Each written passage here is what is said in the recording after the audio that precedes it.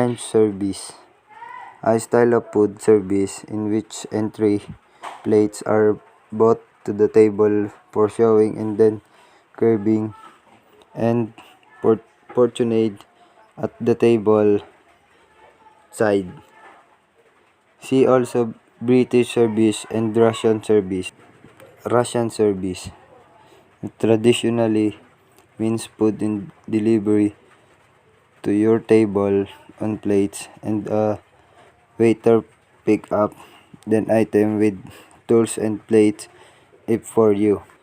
English service. As indicated above, this is often called house service. All, all the dishes are stacked in front of the host or hostess who then. American service. Guests are stated.